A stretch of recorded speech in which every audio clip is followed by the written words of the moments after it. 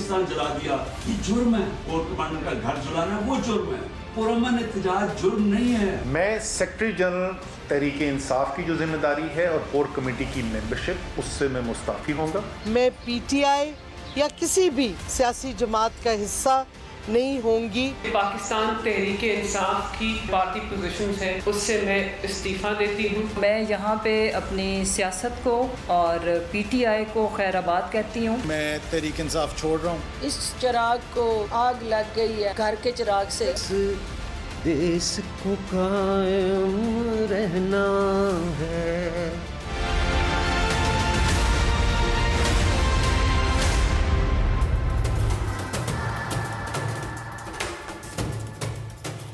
Very warm welcome to news line. मैं हूं doctor Maria Zulfiqar Khan. News 9 मई को मुल्क में लगी आग की लपेट में आई पीटीआई सियासी तौर पर जलकर राख हो रही है। 2018 में जिस तरह पीटीआई में शमूलियत के लिए लाइन लगी होती थी, आज उससे कई ज़्यादा तेज़ी से लोग पीटीआई छोड़ रहे हैं। पार्टी पीटीआई छोड़ने वालों पर पुरतशद्दुद मुजाहिरों की मजम्मत पर जो है इस वक्त भी कर रहे हैं और साथ साथ अपने वर्कर्स के लिए और अपनी वर्कर्स की जो एक्शंस हैं उन पर नादिम भी हैं और पार्टी चेयरमैन के बयानिए पर भी नादिम हैं। ये लोग इस वक्त जो पार्टी है, कुछ लोग ऐसे भी हैं जो सिर्फ पार्टी नहीं छोड़ रहे बल्कि इसके साथ साथ सियासत को भी खैराबाद कह रहे हैं और इसके लिए जवाब भी पेश कर रहे हैं। वो जवाब ज़रा सुन लेते हैं कि कहा क्या जा रहा है। जो आजमाइश मेरी बच्ची ने, ईमान ने खास तौर पे मेरी वजह से इस पे गुजरना पड़ा, इस वजह से सेहत और ये आजमाइश जो मेरी बच्ची को हुई, और मैंने जेल में अडियाला में इसकी वीडियो भी देखी जिधर वो इतना रो रही थी जब मुझे तीसरी दफा लेके गए हैं इधर से पंजाब पुलिस वाले। मैंने ये फैसला किया है कि मैं एक्टिव पॉलिटिक्स छोड़ रही हूँ। कि पाकिस्तान तहरीक इंसाफ की जितनी भी पोजीशंस हैं, पार्टी पोजीशंस हैं, उससे मैं इस्तीफा देती हूँ। मैं चाहती हूँ कि मैं अपनी फैमिली के साथ, अपने बेटे के साथ, अपनी माँ के साथ और अपना जो प्रोफेशन है उसके ऊपर अपना जो वक्त है उसको वक्त दे सकूँ। कि मेरा बड़ा बेटा 11 साल उसकी एज है, वो कैंसर सर्वाइवर है और मैं अपनी पूरी लाइफ में उससे इतना अरसा अलग नहीं रही। तो मैं यहाँ पे अपनी सियासत को और पीटीआई को खैराबाद कहती हूँ। मेरे लिए अपने मियाँ की ज़िंदगी, अपने बच्चों की ज़िंदगी और सेहत सबसे ज़्यादा अजीज़ है। इमरान खान साहब और पीटीआई से अपने रास्ते जुदा कर रहे हैं, इसलिए आपसे अभी सवाल है कि I am parting ways with politics for now, और फिर अल्लाह को जो मंजूर हुआ कल किसी ने नहीं देखा। इस देश को कायम रहना है, इस देश को कायम रहना है।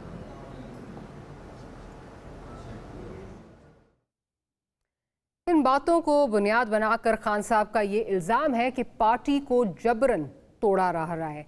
क्या वजह है कि जेल से रिहाई अदालत के हुक्म पर मिले ना मिले, जादू के अल्फाज के मैं पीटीआई छोड़ रहा हूँ इस पर मिल रही है?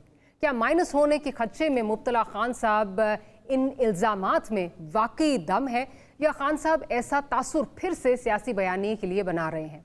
अगर ये वजूहात ना भी हों तो क्या जो लीडर्स पार्टी ही नहीं सियासत छोड़ने की नहज पर आन पहुंचे हैं, क्या वाकई ही उन पर कोई अनदेखा दबाव है जो रिहाई के बाद प्रेस कॉन्फ्रेंसेस का सिलसिला जारी है?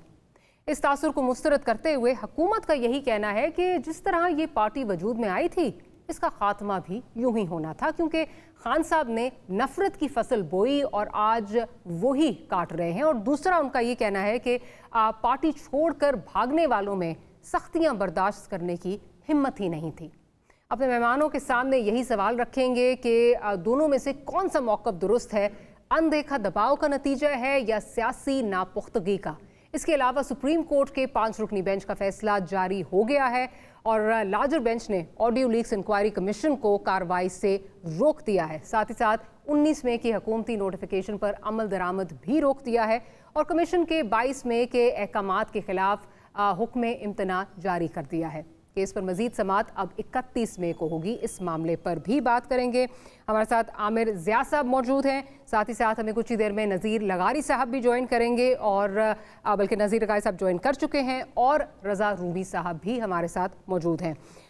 गुफ्तगू का आगाज़ आमिर ज़िया साहब आपसे करती हूँ। जो आपने देखा सारे हमने जो लीडर्स जो छोड़कर जा रहे हैं पार्टी, उनसे एक जब चीज़ पूछी गई कि जी आप पे कोई दबाव है तो उन्होंने कहा जी हमारे पे कोई दबाव नहीं है। सब ने यही कहा जी हमारे पे कोई दबाव नहीं है। लेकिन जो बॉडी लैंग्वेज थी और जो अल्फाज थे वो मेरे नज़दीक तो वो मैच नहीं कर रहे थे। क्या लोग वाकई ही आउट ऑफ विल रिजाइन कर रहे हैं और कोई प्रेशर नहीं है? दिलचस्प बात ये हमारी है साहिबा कि इस वक्त जो हमारे पास इंफॉर्मेशन आ रही है बड़ी टिट में है, ठीक है ना। एक जो भरपूर तस्वीर कशी हम यहाँ पर बैठ के नहीं कर सकते। अब 2-3 आप राय कर सकते हैं कि या तो ज़मीर जाग गया, उनको नजर आ गया कि पीटीआई में क्या झूल और खामी थी और इमरान खान की क़यादत,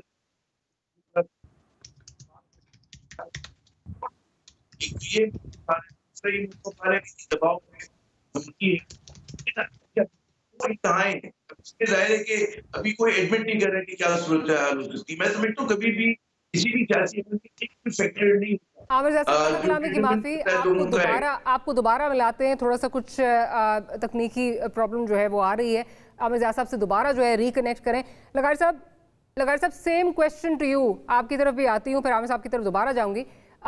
क्या ये सब लोग जो है वो आउट ऑफ विल जो है वो रिज़ाइन कर रहे हैं, पार्टी छोड़ रहे हैं, या कोई अनदेखा प्रेशर इन पर है जो हर जो रिहा होने वाला है वो प्रेस कॉन्फ्रेंस करके उसके चेहरे पे वो जो है वो नज़र आ रहा है, क्योंकि वो रिहाई मिली उनको रही है और नज़र ये आ रहा है उन्हीं को रिहाई मिल रही है जो आके बाहर प्रेस कॉन्फ्रेंस करने के लिए तैयार हैं, यानी कि पीटीआई छोड़ने के लिए तैयार हैं।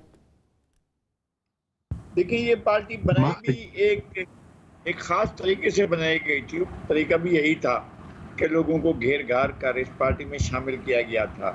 पहले बड़े बड़े ब्यूरोक्रेट्स, बड़े बड़े जज साहबान, आपको पता है साबिक सेक्रेटरी खारजा अब्दुस्तार, साबिक जज सुप्रीम कोर्ट जस्टिस वजीहुद्दीन, इस तरह के बहुत से लोग जो है पार्टी में शामिल भी हुए थे और बहुत से लोगों को शामिल भी किया था। तस्लीम नूरानी, पता नहीं कैसे कैसे लोग, बड़े बड़े नाबाह रोजगार लोग पकड़े, और डॉक्टर मिराज मोहम्मद खान जैसे जो है इनकलाबी, वो भी इस पार्टी के पहले सेक्रेटरी जनरल थे। तो कुछ लोग लाए गए, कुछ लोग आए थे, कुछ लोगों को ख्वाब दिखाए गए थे और कुछ लोगों को पकड़ पकड़ कर इस पार्टी में शामिल किया गया था। और इसमें कई बड़े हमारे माहिर लोग शामिल थे और साइकोपार फेयर के बड़े बड़े माहिरीन ने इस कार्य खैर में हिस्सा लिया था, इस पार्टी को बनाने में, फिर इस पार्टी को आगे बढ़ाने में, फिर इसका नैरेटिव बनाने में।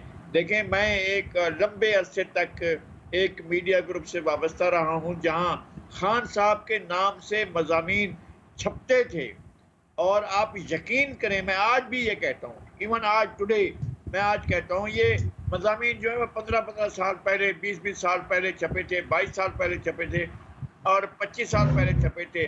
अगर वो आर्टिकल इमरान खान साहब ने अगर पढ़े भी हूँ, मैं शर्त लगाता हूँ, अगर वो पढ़े भी हूँ तो मैं समझूंगा कि यार ये तो बहुत ही कमाल हो गया। लेकिन उनको मालूम भी नहीं होता था कि उनके नाम पर आर्टिकल छप रहे हैं। इवन टुडे वो नहीं जानते हैं कि उन आर्टिकल्स में क्या छपा है। और दूसरी सबसे बड़ी बात यह है कि इमरान खान साहब अब भी उन आर्टिकल्स को पढ़ेंगे तो समझ ही नहीं पाएंगे कि ये इनमें लिखा हुआ क्या है, वो इनको बिल्कुल समझ में नहीं आएंगे। तो इनको बनाया जा रहा था, इनको उभारा जा रहा था, इनके बारे में जो है वो दास्तान गोई हो रही थी। हमारे सिस्टम के अंदर या मुल्क के अंदर या हमारे इदारों के अंदर ऐसी कमजोरी नहीं होनी चाहिए कि वो हीरोज को तलाश करे पाए। क्रिकेट का हीरो ले आओ, फिल्म का हीरो ले आओ, गुलकार हीरो ले आओ, फिल्मी हीरो ले आओ और जाकर उसको जो है पगड़ी बांध कर यहाँ पर ले आओ, इस पार्टी में जाकर कहो कि जनाब आप जाएं और आपका बड़ा फेस है, आप जो है वो बिल्लो के गाने गाते हैं इसलिए आपका बड़ा लोग सुनेंगे, और फिर ये कि रंग रंग तेरे सारे रंग, ये देखेंगे लोग, बोलेंगे यार बहुत अच्छा गाने वाला है, ये तो बहुत ही कमाल है। फिर जाओ वो जुनून वालों को पकड़ कर ले आओ इस पार्टी में शामिल। आपका मानना ये है कि जिस तरह पार्टी बनी थी उसी तरह टूट रही है और इसमें आपको कोई अनदेखा प्रेशर नहीं नजर आता। आमिर ज़ियाद साहब, मेरा ख्याल उनकी लाइन डिस्कनेक्ट हो गई, दोबारा उनको कनेक्ट करने की कोशिश करें। रज़ा रूमी साहब के पास जाती हूँ। रूमी साहब, क्या आप समझते हैं कि this is a mayor coincidence के रिहाई उन्हीं को मिल रही है जो रेजिग्नेशन का जो है वो ऐलान कर रहे हैं, इसमें कोई दबाव नहीं है, इसमें कोई प्रेशर नहीं है और ये सारी ऑर्गेनिक रेजिग्नेशंस हैं? जी देखिए डॉक्टर मारिया, आपने अपने इब्तदाइये में ये बात कही और ये बिल्कुल अंडर प्रेशर ही हो रहा है, कोई ऑर्गेनिक रेजिग्नेशंस नहीं है और ये बिल्कुल वो दबाव में आ रहा है क्योंकि उनको दिखाई ये दे रहा है कि एक तरफ तो लंबी लंबी जेल है। देखिए कल मलिका बुखारी ने तो ये कह दिया, उन्होंने कहा अगर आपको एक रात भी गर्मी मई की गर्मी में अडियाला जेल में गुजारना पड़े तो आपको अंदाजा हो जाता है। तो इसलिए उनके सामने ये बिल्कुल अब क्लियर चीज है कि उनको एक तरफ जो है वो जेल में बंद होना पड़ेगा अगर वो नहीं छोड़ते, और वो इसलिए छोड़कर आफियत इसी में वो अपनी देख रहे हैं। मगर मैं ये लेकिन जो लगारी साहब बात कह रहे हैं, बुनियादी बात तो वो है ना, बुनियादी बात है कि जिस तरीके से वो लाए गए थे उसी तरीके से बहुत सारे लोग जो हैं वो अब उनको कहा जा रहा है कि आप छोड़ दें, और वो छोड़ रहे हैं। This is how it works Maria, क्योंकि ये कोई और बहुत सारे इनमें से लोग जो हैं, हाँ डॉक्टर शीरी मजारी के एक्सेप्शन है क्योंकि वो पहले किसी और पार्टी में, वो शुरू से पीटीआई के साथ हैं इमरान खान साहब के, लेकिन पहले भी एक बार वो गालिबन 2012 में उन्होंने छोड़ दी थी पार्टी, फिर दोबारा वो आ गई थी, उसमें आपको याद होगा। तो वो एक, लेकिन अक्सर जो लोग हैं वो तो वाला तबका है ना जो हवा का रुख देखता है। जैसे तारिक बशीर चीमा साहब जो हैं पहले पीपीपी में हुआ करते थे, फिर काफ लीग में गए, फिर काफ लीग से पीटीआई में आ गए, अब उससे अगली किंग्स पार्टी में चले जाएंगे। पाकिस्तान में एक पार्टी है मुस्तकिल पार्टी, उसका नाम है किंग्स पार्टी। ये 1947 से देख लीजिए, पहले वो रिपब्लिकन पार्टी थी, यूनियनिस्ट होते थे। ओवरनाइट 1947 में जो ही पाकिस्तान बना तो यूनियनिस्ट की धड़ाधड़ जो है वो मुस्लिम लीग में शामिल हो गए। उसके बाद उन्हीं में से निकली कन्वेंशनल मुस्लिम लीग निकल आई। उससे पहले रिपब्लिकन पार्टी थी एक, वो भी बनी, फिर कन्वेंशनल मुस्लिम लीग निकल आई। फिर उसके बाद जो है वो आपने देखिए हालिया तारीख तो आप सब जानते हैं, पीएमएल के कितने फैक्शंस, काफ, नून, जे, जीन, फे, पे, पता नहीं पूरी अल्फाबेट जो है वो उस पर आती है। और अभी भी यही हो रहा है कि पीटीआई की शिकस्त रेख जो है वो इसी तरह करवाई जा रही है। ये कोई इसमें ढकी छुपी बात नहीं है, मगर इसका एक जो इम्पोर्टेंट चीज जो है वो ये है कि कुछ ये भी उनको मसला जो दिक्कत पेश आ रही है कि इस वक्त वो ये देख रहे हैं कि जो कुछ 9 मई को हुआ, पाकिस्तान आर्मी की इंस्टॉलेशंस पे जो अटैक हुआ, तो अब जाहिर बात है कि पीटीआई बमुकाबला पाकिस्तान मिलिट्री है। अब इस फड्डे में तो बहुत सारे जो जी शऊर लोग हैं वो तो नहीं आना चाहेंगे ना। कौन चाहता है कि वो आर्मी एक्ट के तहत मुकदमा चलवा कर और महीनों सालों जेल में सख्त टाइम काटे और सजाएं पाए। तो चॉइस इज वेरी क्लियर। अब तो वही लोग रह जाएंगे हकीकी आजादी बामुकाबिल जेल की आजादी, और जेल की आजादी जो है सबकत ले गई। जी वो बिल्कुल ले गई, और दूसरी मामला सीरियस हो गया ना। देखिए वो जैसे चंद साहब ने कहा था ना कि गल वध गई है, गल इसलिए वध गई है कि अब ये सिर्फ एक पीडीएम की गवर्नमेंट, एक सियासी जो है वो नहीं रहा, अब ये स्टेट के साथ मसला हो गया। देखिए ना, पाकिस्तानी रियासत जो है वो उसको जोड़ने वाली ग्लू जो है, हमें जितना भी एतराज हो पाकिस्तान आर्मी की सियासी मदाखलत के ऊपर, उसकी तारीख के ऊपर, हम इसको डिनाई नहीं कर सकते कि अगर पाकिस्तान में कोई ग्लू है तो वो पाकिस्तान की आर्मी है जो जिसने उसको रखा हुआ है। और ये एक न्यूक्लियर रियासत है, सिर्फ ये डोमेस्टिक मसला नहीं है, ये एक इंटरनेशनल मसला है। दुनिया में 8-10 ममालिक हैं न्यूक्स के साथ, पाकिस्तान उनमें से एक है। अगर उसकी आर्मी को आप, उसकी आर्मी की इंस्टॉलेशंस, उसकी आर्मी के मोराल, उसमें आप म्यूटनी, बगावत के किस्से छेड़ते हैं, तो फिर आप पाकिस्तान को दुनिया भर में एक पराया स्टेट के तौर पे पेश करते हैं। ये चॉइस भी इनके सामने है, इसीलिए डॉक्टर शीरी मजारी समझदार खातून है, फवाद चौधरी भी समझदार शख्स है, और लोग भी हैं, उनको पता है कि भाई ये तो मामला सीरियस हो गया है। अब ये तो एक क्लैरिटी आ गई है उस दूसरी तरफ से। पहले तो ये था ना एक साल तो प्यार मोहब्बत भी जारी था अंदर से जी, अब वो लाट शाट खत्म हो गए हैं जी। ठीक है। अच्छा आमिर ज़िया साहब, ये जो ये इस्तीफों का सिलसिला है, would it be right to say कि ये स्ट्रैटेजी वही है, old wine in a new bottle, जिस तरह पीएमएलएन को तोड़ा गया, पीएमएलक्यू बनाई गई, फिर पीएमएलक्यू को जो है वो उसमें से निकाल के लोग जो है वो पीटीआई में शामिल किए गए। बहुत सारे लोग, जिस वक्त मुशर्रफ साहब का दौर आया तो जबरन भी जो है वो शामिल किए गए पीएमएलक्यू में। तो किस तरह आप देख रहे हैं, ये वही स्ट्रैटेजी है जो कारफरमा है या इस दफ़ा स्ट्रैटेजी मुख्तलिफ है? मुझे यकीन है कि हम लोग गलतियां भी नई करते, हमारी गलती भी पुरानी होती है, नुस्खे भी पुराने होते हैं। आप नवाज शरीफ साहब की क्यों मिसाल देंगे? आप पीपल्स पार्टी की बात करें, बुखार अली भुट्टो साहब की मुश्किल आई थी, तो उनके जितने भी फ्रंट लाइन लीडर्स थे, पीरजादा, गुलाम मुस्तफा, आप मुमताज भुट्टो और तीन नाम छोड़ के चले गए थे। लेकिन बहुत सारे लोगों की पाबंदी के साथ मुकाबला भी किया। खुद बेनजीर साहिबा जो थी, मतलब चक्कर जेल में रही, शदीद गर्मी में सुना पंखा भी नहीं होता था, तो लोगों ने आजमाइशें भी देखी और लोगों ने मौका परस्ती का भी सबूत दिया। नवाज शरीफ साहब की पार्टी की जो दिलचस्प बात है वो ये कि जहां उनके कुछ लोग छोड़ा करते थे, वो खुद भी छोड़ जाया करते थे मुल्क से। मतलब है कि लोग, जैसे शेख रशीद साहब को मुझे याद है, जब क्यों बनने से पहले की बात है, तो शेख रशीद साहब इस बात पे बरम थे कि हम जेल में थे और नवाज शरीफ साहब खुद से उड़ के चले गए, और उसके बाद वो वजह बनी बहुत सारे लोगों की कि उन्होंने क्यों में शमूलियत अख्तियार की। तो ये इस तरह की कहानी। अब जो कुछ हो रहा है, मैं कह रहा हूँ कि पीटीआई में 2-3 तरह के लोग थे। एक वो लोग बिल्कुल दुरुस्त थे कि जो सियासी मौका परस्त थे, जो हमेशा हर चलती हुई उसके साथ पतंग के साथ आ जाते हैं। फिर वो लोग आए कि जो आइडियलिस्ट थे और जिन्होंने कहा जी एक नई सियासी कुव्वत की जरूरत है। उनकी पहली सियासी जमात थी, ठीक है ना, उसमें बहुत सारे नाम आ जाते हैं।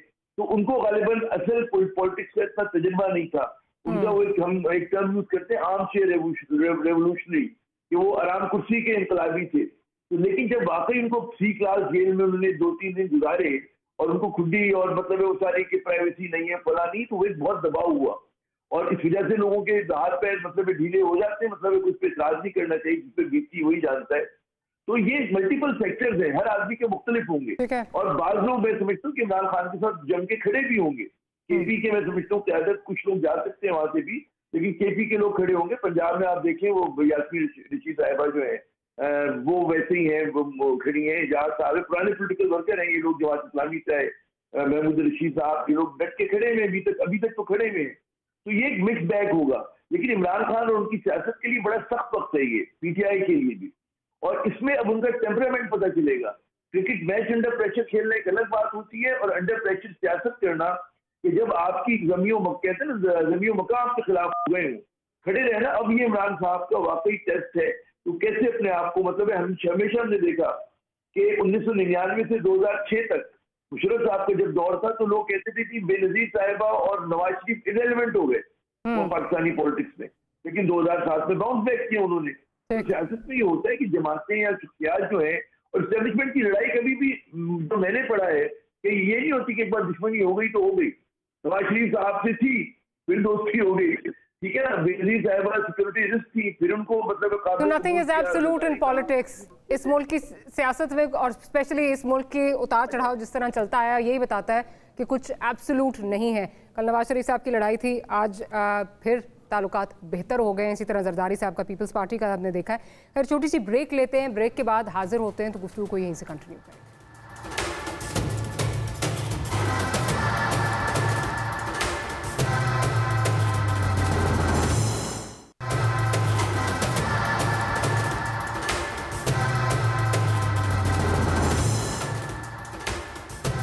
Welcome back after the break. Break से पहले आमिर ज़िया साहब ये कह रहे थे कि उतार चढ़ाव जो है वो इट्स पार्ट ऑफ पॉलिटिक्स। कल तक नवाज शरीफ साहब और पाकिस्तान पीपल्स पार्टी, जरदारी साहब की जो पार्टी है, बेनज़ीर साहिबा की जो पार्टी है, उसमें वो बिल्कुल काबिल कबूल नहीं थी इस्टेब्लिशमेंट को, लेकिन फिर उन्होंने कम बैक किया और यही कह रहे हैं कि कोई एब्सोल्यूट चीज़ नहीं है, वापसी हो सकती है।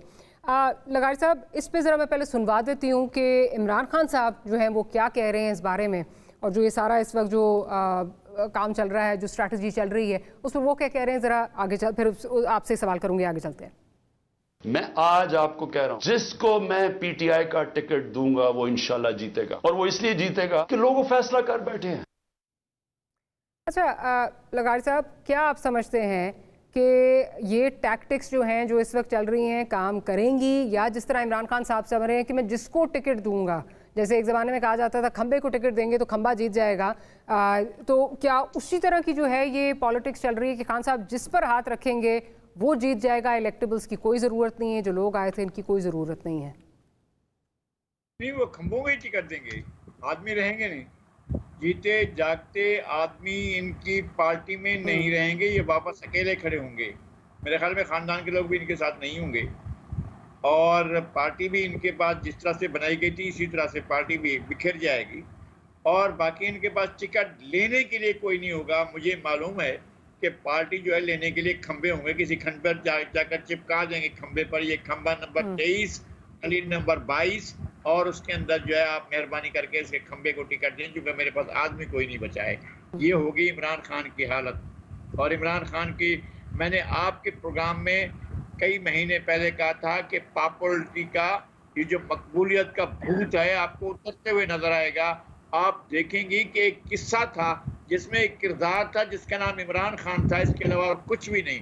ना इमरान खान सियासत में एक कैरेक्टर था, ना कैरेक्टर है और ना कैरेक्टर रहेगा, क्योंकि उनको लाने वालों ने जिस तरह से सोचा था कि हम इस मुल्क के अंदर किस तरह से सिस्टम बनाएंगे और क्या क्या चीज़ें करेंगे, वो बहुत शार्ट साइटेडनेस के अंदर, बहुत ही कोताह नजरी।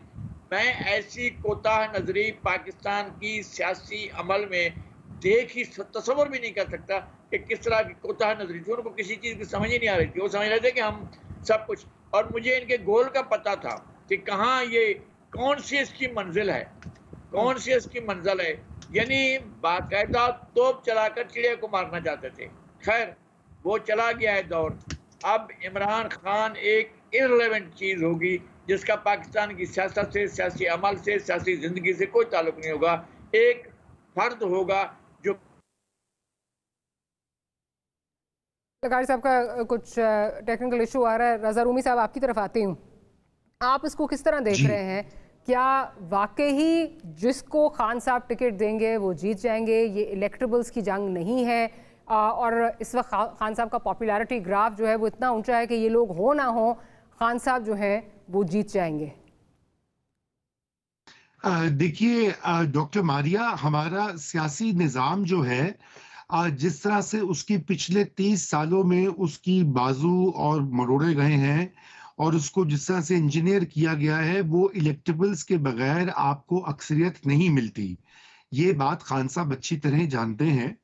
और ये 1970 में एक बार हुआ था जब भुट्टो साहब ने यहाँ पे वेस्ट पाकिस्तान में इलेक्शन जो है वो जीता था, खंबे को टिकट दिया था तो खंबा भी जीत गया था। लेकिन याद रहे कि उस वक्त भी सिंध में और खैबर पख्तूनख्वा उस वक्त NWFP कहलाता था, वहां पर वो उनकी वो वाली सपोर्ट नहीं थी। बलूचिस्तान में तो खैर से कुछ नहीं था, और उधर मशरकी पाकिस्तान में मुजीबुर रहमान की वो पॉपुलैरिटी थी। उसके बाद से पाकिस्तान की जो सियासी हालात हुए, खुसूसन एस्टेब्लिशमेंट ने 1980s में यहाँ पे एक नया सियासी निज़ाम मुरतब किया जिसमें कि जो इलेक्टेबल की सियासत आ गई, पैसे की सियासत आ गई, डेवलपमेंट स्कीम्स की सियासत आ गई, और किसी हद तक खान साहब का वो अर्बन एरियाज में वो सिक्का चलता है। वहां पे बड़े शहरों में गालिबन वहां पे उनके कैंडिडेट्स यकीनन जीतेंगे, लेकिन ये क्या वो इस पोजीशन में होंगे कि वो खुद इस पार्टी को लीड कर रहे होंगे? नंबर एक। नंबर दो, क्या उनके जिस तरह से एक एक करके उनके लोग उनको छोड़ रहे हैं इस वक्त ये मई 9 के वाकयात के बाद, तो क्या अगले इलेक्शन तक कितने लोग उनके साथ रहेंगे? आपने भी बड़ी एक इंटरेस्टिंग बात की जिसपे बहुत ज्यादा जो है वो बातें भी हो रही हैं कि क्या वो खुद इस पोजीशन में होंगे कि वो लीड करेंगे। आपको ये भी नजर आ रहा है कि आने वाले दिनों में खान साहब को भी अरेस्ट किया जा सकता है। केसेस तो उनके चल रहे हैं कि पार्टी तोड़ो भी, उसके बाद खान साहब को अरेस्ट भी कर लिया जाए, तो सिरे से कोई लीड करने वाला होगा ही नहीं। जी देखिए, कोई मोजज़ा ही होगा या कोई दम दरूद कोई वजीफा चलेगा तो वो अरेस्ट नहीं होंगे। इस वक्त जिस सूरत हाल के ऊपर ये कॉन्फ्लिक्ट आ चुका है, देखिए मैंने पहले आपसे अर्ज की थी डॉक्टर मारिया, ये अब एक कॉन्फ्लिक्ट जो है ना, ये सियासी कॉन्फ्लिक्ट से थोड़ा सा इसकी हैत बदल गई है। इसकी हैत इस तरह से बदली है कि पहले इमरान खान साहब ने पिछले पूरा 1 साल इमरान खान बामुकाबला जनरल बाजवा और अमरीकी साजिश और एक करप्ट टोले के खिलाफ एक पूरी कैंपेन चलाई। उसके बाद जो ही आर्मी चीफ की तकर्रुरी का वक्त आया तो उन्होंने कहा कि जी नया आर्मी चीफ जो मेरी मर्जी से मुकर्रर हो। आप सबके सामने ये बातें पब्लिक डोमेन में, कोई मैं तो घर ही नहीं रहा, आपका चैनल भी रिपोर्ट करता रहा, इसलिए आजादी भी आजकल जरा थोड़ी सी कदरे।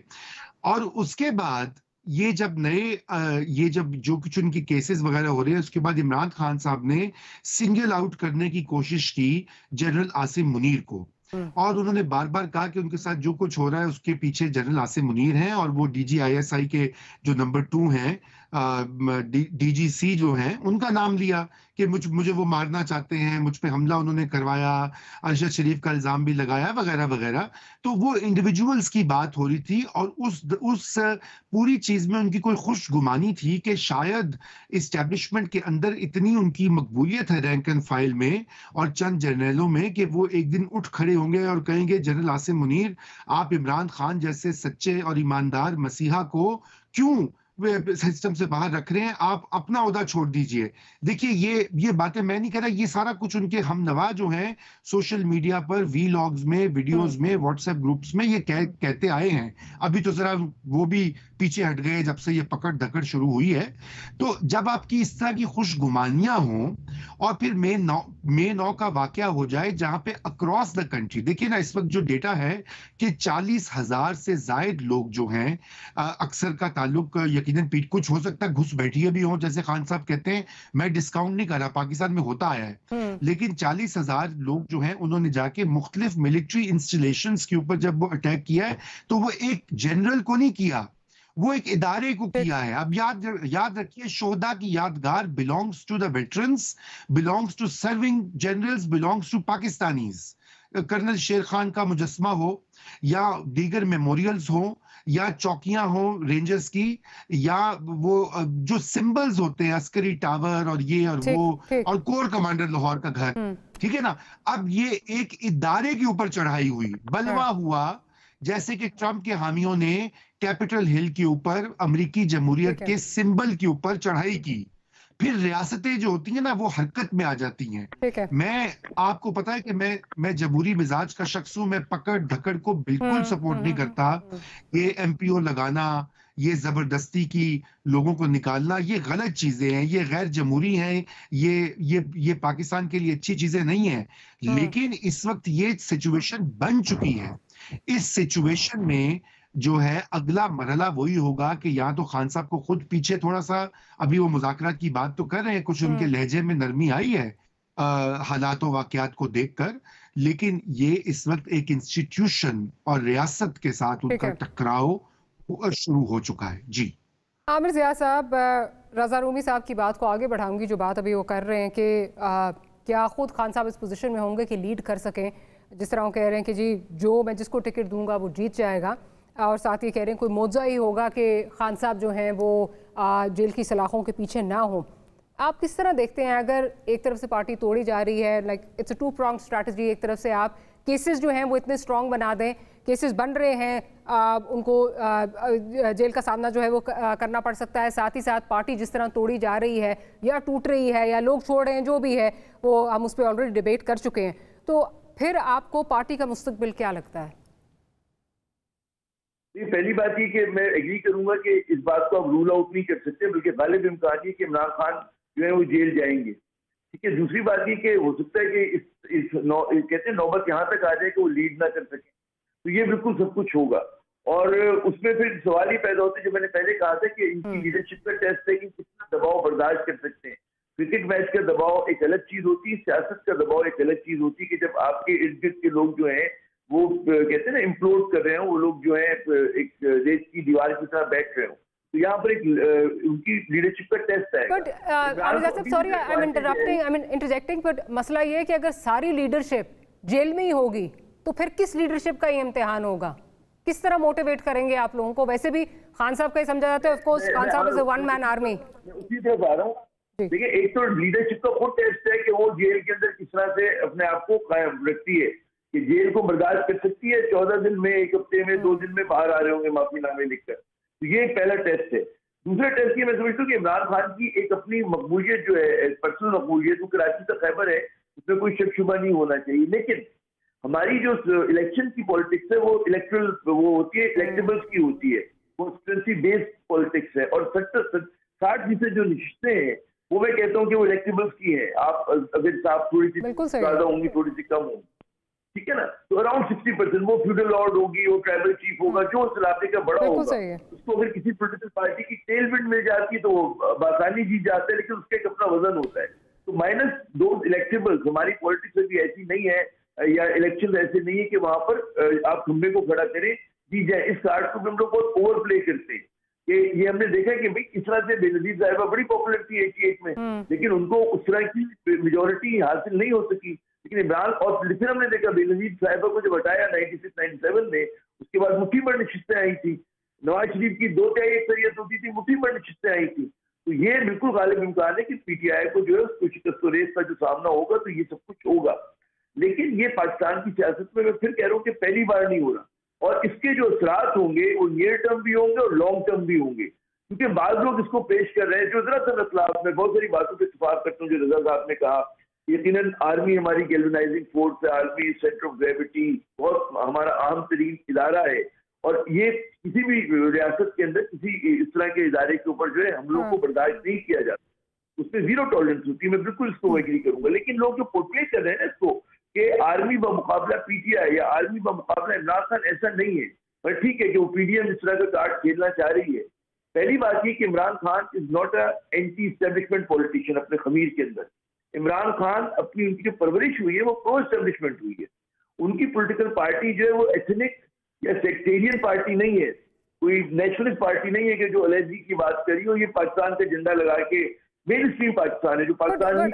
आमिर साहब, I am sorry to interject, आप कह रहे हैं कि आमिर इस वक्त जो पीडीएम पोर्ट्रे कर रही है कि इमरान खान बामुकाबला आर्मी इस तरह नहीं है, पर अगर हम देखें तो जो पिछले सिपा सलार थे उनको भी जो है वो कंट्रोवर्शियल बना रहे थे, उनको भी खान साहब उन पर तनकीद कर रहे थे।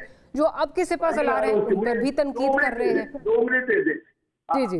मुझे ये बताइए कि हमारी क्या नवाज शरीफ साहब ने ये इस तरह का गुनाह नहीं किया? बिल्कुल किया। मरियम साहिबा ने नहीं किया? बिल्कुल किया। आपको मैं जरा पीछे लेके चलता हूँ। जो अभी मिलिट्री कोर्स की बात हो रही है, पिंडी साजिश केस, ठीक है ना, वो बाकायदा फौज को तकसीम करने की वो था ना, एलिगेशन था, और वो ट्रायल कहाँ चला था? मिलिट्री कोर्ट में चला था, सिविल में चला था? सिविल में चला था। वो तारीख है ये। हैदराबाद साजिश केस, उसमें हमारे 4000 से ज्यादा फौजी अफसरान और वो जो थे सिपाही जो थे शहीद हुए थे। मिलिट्री इंस्टॉलेशन पे हमला हुआ था, लेब की क़यादत को अंदर किया गया था। कहाँ पे केस चला था? वो केस चला था सिविलियन कोर्ट के अंदर। तो हाईजैकिंग का केस, मुशर्रफ साहब के तैयार हाईजैकिंग, वो केस कहाँ चला था? एक सिपह सलार आपका आर्मी की, वो लैंड कर रहा है, उसको लैंड नहीं करने दिया जा रहा है। इसरार है कि भारत में उस तैयारे को लैंड किया जाए। आमिर साहब कथा कलामी की माफी, एक ब्रेक का काज़ा है, वापस आती हूँ, आपसे ही शुरू करूंगी। एक छोटी सी ब्रेक लेनी है, ब्रेक के बाद हाजिर होते हैं, गुफ्तगू को यहीं से कंटिन्यू करेंगे।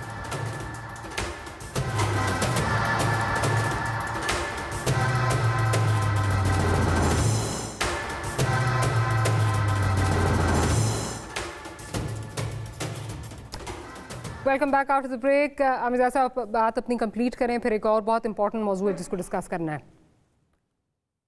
जी, तो मैं ये कह रहा था कि माजी में ये नहीं हुआ कि पहली मरतबा जो है इस किस्म का कुछ तसादुम हुआ, और माजी में जो मैंने अभी आपको मिसालें दी, नेब की मिसाल दी, पिंडी साजिश केस की बात हुई, हैदराबाद साजिश केस हुआ, फिर जो मतलब है कि तैयारा हाईजैकिंग केस हुआ, ये मामूली केसेस नहीं थे। तमाम के तमाम सिविलियन कोर्ट्स में हुए।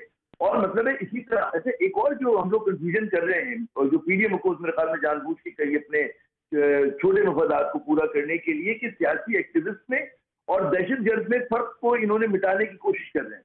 आप पॉलिटिकल एक्टिविस्ट ने गलती की, एमआरडी के लोग नहीं करते थे, वो पेट्रोल बम नहीं फेंका करते थे, वो पथराव नहीं किया करते थे, वो पूरे देही सिंध के अंदर हेलीकॉप्टर के जरिए ऑपरेशन हुआ था उसको कुचलने के लिए, क्योंकि वहां पर एक तरह की मुसल्ला बगावत टाइप की चीज हो रही थी। तो ये पहली बार नहीं हो रहा हमारी सियासत में। अब आपका सवाल ये आता है कि आप जो है मजीद जूते मार के लोगे, या आप उनको सिविलियन कोर्ट में ट्राई करें, जिससे जितनी उसको मतलब है कसूर किया, जुर्म का इर्तिकाब किया, उसको उसकी सजा मिलनी चाहिए। यहाँ पर हमें लग रहा है कि एक्सेस हो रहा है। 9 मई से पहले जो वाकयात हुए, जिस तरह से लोगों के घरों में घुसा गया, जिस तरह से मतलब तोड़ फोड़ की गई, मैं हैरान हूँ। बहादुर पंजाब पुलिस वो गाड़ियां तोड़ रही है, वो शीशे तोड़ रही है, वो सारी की सारी फुटेजेस है। तो भाई लोगों में इश्तियाल आएगा। यकीनन बेकाबिल मुजम्मत है जो कुछ हुआ, हम सब उसकी मुजम्मत करते हैं, पूरा पाकिस्तान कराची। बिल्कुल, लेकिन आपको चीजों को कॉन्टेक्स्ट में डालना पड़ेगा। कॉन्टेक्स्ट में डालना होगा। इसी को जरा मैं आगे लेके नज़ीर लगारी साहब की तरफ अगर जाऊँ, प्रोग्राम का वक्त थोड़ा रह गया। लगारी साहब, जो बात की जा रही है और ये नज़र भी आ रहा है कि लीडरशिप में से जो भी who utters the golden words कि जी मैं पीटीआई छोड़ रहा हूँ, लाताल्लुकी का इजहार कर रहा हूँ, उसको रिहाई मिल रही है। अब जो आम कारकुन है जिसकी तरफ आमिर ज़िया साहब बात भी कर रहे हैं, वो आम कारकुन क्या उसको भी फिर यही मयार नहीं होना चाहिए उसकी भी रिहाई का? बिकॉज अगर आप ये लागू कर रहे हैं लीडर्स पर, तो आम कारकुन को भी ये जो है ये मिलना चाहिए, वो क्यों इस वक्त जो है वो जेल में पड़े हैं और कोई बेयारो मददगार बिल्कुल पड़े हैं? वो अगर टेक्निकल सवाल आपने किया है तो मैं जाहिर है जो आम कारकुन है तो उसका साथ दूंगा, लेकिन उसका साथ नहीं दूंगा जिसके हाथ में पेट्रोल बम था, जिसके हाथ में जो जला रहा था, जो आग लगा रहा था, जो इश्तियाल फैला रहा था, जो सब कुछ कर रहा था, वो उसका कोई भी साथ नहीं लेगा। और इमरान खान के लिए अब मैंने जिस तरह पहले अर्ज किया है, सियासत में कोई ग्राउंड मौजूद नहीं है। इमरान खान साहब के सियासत में वापसी का मतलब होगा कि पाकिस्तान शिकस्त खा गया है और पाकिस्तान आर्मी को शिकस्त हो गई है। इसका साफ साफ ये मतलब होगा कि उसने हमारे रियासत के सिक्योरिटी के इदारे को ढा दिया है। इसके अलावा और कोई चीज़ नहीं होगा। जहाँ पर इतने ज़्यादा मकामात पर अटैक किए गए हों और सिक्योरिटी इंस्टॉलेशंस को टारगेट किया गया हो, वहाँ उनकी वापसी का मुझे कोई इम्कान दूर दूर तक भी नज़र नहीं आता, कहीं भी नज़र नहीं आता है। मुझे कहीं ख्याल ऐसा भी होता है कि जनाब इस तरह का जो है वो इम्कान मौजूद है। हम जो रेफरेंस दिया गया तारीख की दुरुस्तगी के लिए मुझे बहुत पड़ रहा है, वरना मैं आमिर साहब को कभी भी उनको जवाब नहीं देता हूँ, टोकता भी नहीं हूँ। MRD की पूरी मूवमेंट के दौरान मैंने एक एक जगह पर जाकर कवर किया। मैंने काजी अहमद में, दादू में, मेहर में, जोही में, लाड़काना में, नोडेरो में और नवाब शाह में और दीगर शहरों में जाकर मैंने कवर किया है। सिविलियंस की तरफ से MRD की कारकुनों से एक कंकर तक नहीं फेंका गया, एक कंकर तक नहीं फेंका गया। और ऐसा भी हुआ कि छोटे छोटे शहरों में, काजी अहमद जैसे शहर में 1 घंटे में 60 यानी 57 अफराद हलाक हुए और फिर बाकी लोग भी उसमें हलाक हुए थे 1 घंटे में। लाशें जाकर हमने गिनी थी बाकायदा, ये कि ये लोग मरे हैं, जिनको डायरेक्ट गोलियों से वो किया गया था। और उन्होंने रिटेलिएट सिर्फ नारों के जरिए किया था, जमहूरियत बहाल करो, हम मार्शल नहीं मानते। इन नारों के साथ जो है जवाब दिया गया था। किसी ने हथियार नहीं उठाए थे, किसी ने गोली नहीं चलाई थी, किसी ने कंकर नहीं फेंका था। ऐसा कोई वाकया पूरे संघ में नहीं हुआ। MRD की तारीख से ज़्यादा कुछ हमें भी अंदाजा है। वो जामिया कराची में एक फौजी मेजर अपनी जीप लेकर आ गए थे, ठीक है ना, वो जला दी गई थी। हमारी आप सुन रही हैं? जी जी जी जी हम सब सुन रहे हैं। जी जी, तो फौजी वो जीप लेकर आए थे, जला दी गई थी। रोज लड़के निकल के जामिया कराची से डॉ मेडिकल से पथराव किया करते थे, ठीक है ना। वही राज अनवर थे, मतलब है जो ऑर्गेनाइज कर रहे थे, लोगों ने खुदसूजी भी की थी, उसी के बदन से बुखार भी पैदा हुई थी, तैयारा हाईजैकिंग भी हुआ था। तो मैं ये कह रहा हूँ कि ये चीज लगाई साहब को मैं चैलेंज नहीं कर रहा, वाकई ओवरवेलमिंग पुरअमन होगी, जैसे कि मतलब है होती सियासी तहरीकें, लेकिन तशद्दुद का अंसर भी था उसमें और अच्छा खासा था। अच्छा, मैं जरा रजा का भी पॉइंट ऑफ व्यू क्विकली इसमें शामिल कर लूं। रजा, इसमें बहुत बात भी हो रही है और तनकीद भी हो रही है कि कुछ उसमें NSF के लोग भी थे, कुछ और भी थे। ठीक है, हम सब पॉइंट आ गया आपका। गया था, मतलब काबुल गया था, फिर दमिश्क तैयारा गया था उड़कर। साहब का पॉइंट ऑफ व्यू आगे, मैं जरा रजा का पॉइंट ऑफ व्यू क्विकली शामिल कर लूं। रजा साहब, इस पे बड़ी तनकीद भी हो रही है और बात भी हो रही है कि वो जो इस वक्त लचक जो है वो दिखाई जा रही है लीडर्स के लिए जो बाहर आके लाताल्लुकी का इजहार कर रहे हैं, तो क्या वजह है कि वो वर्कर्स के लिए जो है वो नहीं अवेलेबल? क्या उनको मिलनी चाहिए, मैसर होनी चाहिए? जी बिल्कुल, मैं समझता हूं कि सबसे ज्यादा मेरा जो इस वक्त कंसर्न है वो ये मासूम बच्चे। आपने देखा वो जो मोड़ चुरा कर ले गया कोर कमांडर लाहौर के घर से, या और दीगर इस तरह के जिनको बहकाया गया है, मिसलीड किया गया है। ये इस तरह का जो रेटरिक होता है हकीकी आज़ादी और गुलामी और इस तरह की पॉपुलिस्ट नारों से उनको मुतासिर किया गया, वो बेचारे खामखा में फंसे हुए हैं। अब उनको तो ये नहीं पता था कि वहां पर जाके ये बलवा जो है वो जो करना है उसका कॉन्सिक्वेंसेस क्या होंगे, ये तो लीडर्स बताते हैं ना। देखिए, अगर आपके लीडर्स, सेकंड टियर लीडरशिप जो है वो इस खुशगुमानी में हो कि आप जाके धावा बोलेंगे कोर कमांडर हाउस में, तो बाकी कोर कमांडर्स जो हैं वो इमरान खान की हिमायत में उठ खड़े होंगे और फौज तकसीम हो जाएगी। भाई ऐसा नहीं होता। ये बात तो खुद समझनी चाहिए थी ना खान साहब को या उनके जो हिमायती जो लोग ये पूरा जिन्होंने ये प्लान किया हुआ था कि अगर खान को पकड़ा तो हम जाके आर्मी के खिलाफ मुजाहरे करेंगे, तो वो बेचारे बच्चे वहां पे फंसे, उनकी कोई नाम उनको तो बहुत सारों को तो डिसोन कर दिया है। खान साहब ने खुद कहा जी ये तो लोग ही मेरे नहीं है, ये तो एजेंसियों के लोग आ गए थे, ये तो अब नया टेंटा ये है कि आईबी के लोग उसमें दाखिल हो गए थे। आपने देखा होगा सोशल मीडिया पे पूरी कंस्पिरेसी थ्योरीज चल रही हैं। तो उन वर्कर्स को बिल्कुल मैं समझता हूँ, आमिर भाई सही कह रहे हैं, सिविलियन कोर्ट्स में ट्राई करना चाहिए, उनको कुछ को काउंसिल करना चाहिए, कुछ को हिदायत देनी चाहिए और उनके साथ वो जुल्म ज्यादती नहीं होनी चाहिए। जो रिस्पॉन्सिबल थे लोग, वो ये जो लीडर्स होते हैं ये चलाते हैं इनको आगे, ये इनको फॉडर की तरह इस्तेमाल करते हैं। गेम ऑफ थ्रोन्स चल रही थी मई 9 को, उस गेम ऑफ थ्रोन्स में इन बच्चों को बेचारों को मिसलीड किया गया और इनको इश्तियाल दिलवा करके जी, और आपने अभी देखा है ना कि फेक न्यूज ये चलाई गई कि खान साहब पे तशद्दुद हो रहा है, उनको मार दिया जाएगा। ये तो खान साहब ने अपनी जो उन्होंने दरख्वास्त दी है सुप्रीम कोर्ट में, उसमें भी बाकायदा इसका जो है वो तस्करा किया है कि जी इस वजह से जो है वो लोग आ गए और फिर बहुत सारी और भी तौजीहात जो है वो पेश की हैं। अनफॉर्चुनेटली मुझे आपको इंटरप्ट करना पड़ेगा Raja Sahab, we have to close the programme. Raja Sahab आपका बहुत शुक्रिया, वज़ीर लगाड़ी साहब आपका बहुत शुक्रिया और आमिर ज़िया साहब आपका शुक्रिया कि आपने प्रोग्राम के लिए वक्त निकाला। Will see you tomorrow. Good night, अल्लाह हाफ़िज़।